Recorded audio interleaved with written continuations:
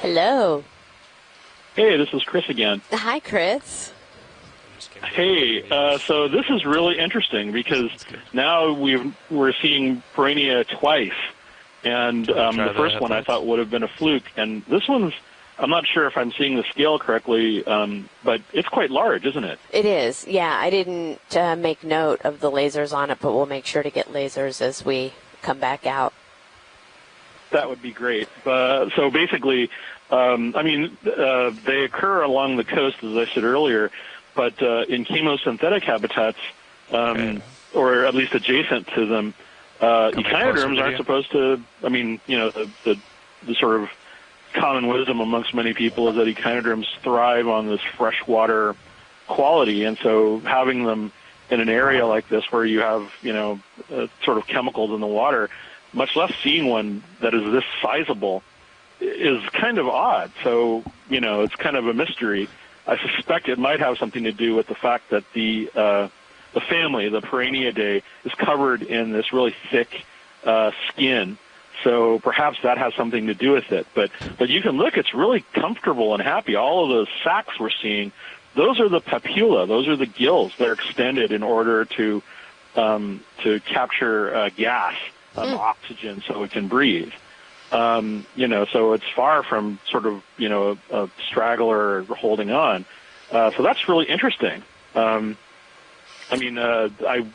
was another sea star over on the right when you guys were approaching, which I gather is kind of is probably the same species, but that's really fascinating. I didn't think I would be seeing Perennia this far south, and much less in a carbon seep.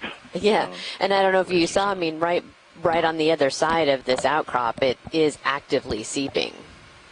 There were gas bubbles.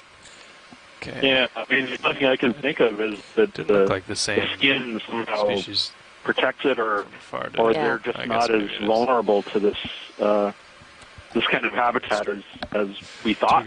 Yeah, a little bit. Yeah. So we're coming down to take a peek at that other starfish as well. Sclerosterius around seep habitats in some of his papers, and I thought that was the only one. Yeah, so here we go. Yeah, that's another thing. What are you, mysterious Valvatidan? Oh. It's come a little wide video. I'm going to regain my foot.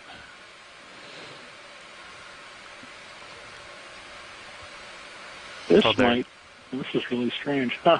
That might actually be Odontaster. So sea stars, which occurs primarily in the Antarctic, but there's a bunch of odd ones that occur in deep water habitats all around the world. There's one, again, that occurs farther north, Odontaster hispidus, and this one looks kind of like that.